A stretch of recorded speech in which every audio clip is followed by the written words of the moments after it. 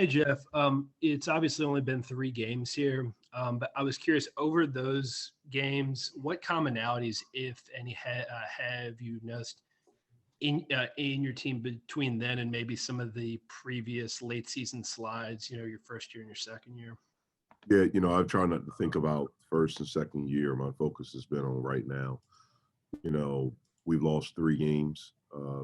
We have not played well defensively, and we've not rebounded like we did during the first 4 ACC games and the first, I think it would be 8 games or 9 games that we played before then. So we have to be better on that side of the ball. Mike Barber, go ahead.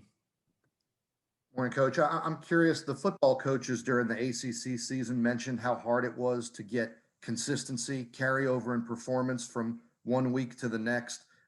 What's the challenge been like in basketball? Not about winning, losing, just about consistency of how you're playing. Yeah, it's a challenge. I talked to our football coach, Pat Narduzzi, before we started playing. And one of the things he expressed to me, were those challenges that you just mentioned. And he said, you'll see it once you actually get started and you start playing games. And he was 100% right on. Just the week to week for them, all the things that these young guys are going through, the things that they're dealing with, the experiences that they have. It's one of the reasons, I understand that everyone has a job to do. Certainly, these young people playing helps all of us. It gives us a reason it gives us work to do. It gives us things to do. But they're being, I think, I imagine they're at times judged like it's normal.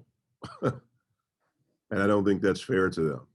I don't know what's being said about my team or my players or anything like that. I know I've read some, because I don't read it, but I know I've read some things about other teams that are struggling and, some things that, maybe are negative. And again, I understand everyone has a job to do, but, at times it's like we're trying to normalize this, and nothing that they're going through is normal. And so I would hope that the young people especially would be given some grace, for what they're trying to accomplish. Yeah, looking at that off the court stuff, Coach Brownell mentioned that he finds himself coaching more mentality and kind of mental health. And that's important, obviously, but it does take away from your X's and O's time. How have you tried to strike a balance? Yeah, it's a really fine line there, especially this year. I think it always is. But this year is so abnormal. Again, I think you have to be conscious and cognizant of what they are going through and how it's affecting them. And so there is a fine line there. I think it's affected everything. Your preparedness for a game. You mentioned the week to week. One week you can look really good. The next week you can look like you have no idea what the hell you're doing. Like you're not prepared, like you didn't practice, like you didn't go through anything. And so it's difficult. It is very difficult. And then if you don't play well, and like players know when they don't play well, like they know when they've screwed up. I mean, I had a coach that yelled at me for 4 years. I didn't really need it once probably, but it was probably good that he did. But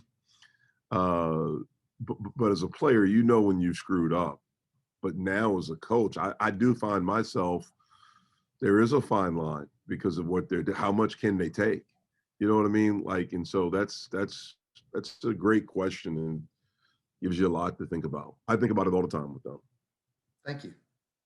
You're welcome. David Thompson, go ahead. Hey, Coach. Good morning.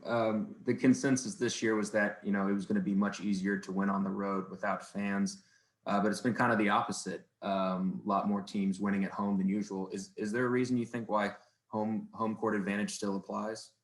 I don't think there is one because most teams in our league, at least from what I've seen as I've watched film, don't really have a home court. And if you do, it's a few thousand. I mean, we haven't played anywhere where there's 1,000.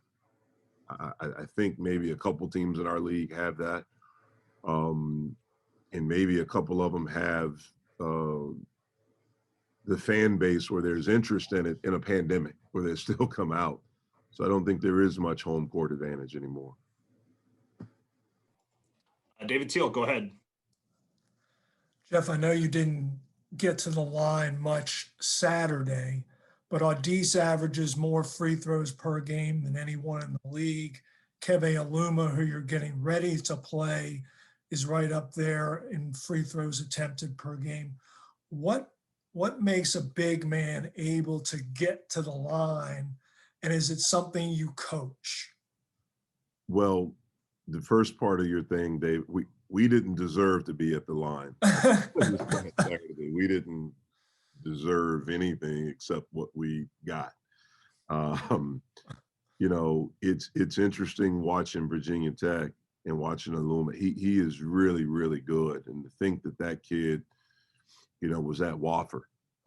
You know, it's the reason why Mike's teams were winning 30+ games a year there. I do think it is something you can coach. I think some guys have a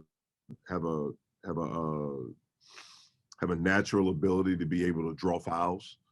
I think he's one of them. You know, he's really good with his footwork. He's really good with shot fakes.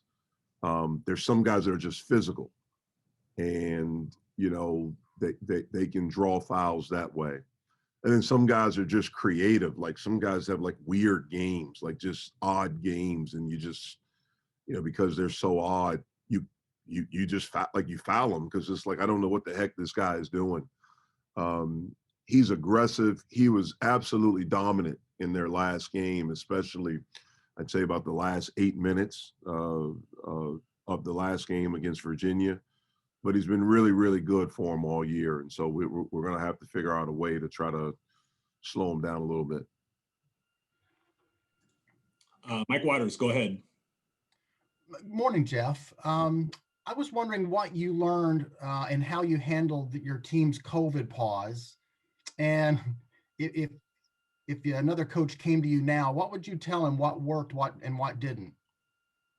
Well, we didn't have a pause, so to speak. We had some guys out, and we had a period where we didn't have everyone available for practice, and that was only for about 2 days. We were able to so we haven't, knock on wood, we haven't really had a pause once we started the season. I don't know what I would say because I really haven't experienced where it's, to me, when I hear pause, I hear complete shutdown. Okay.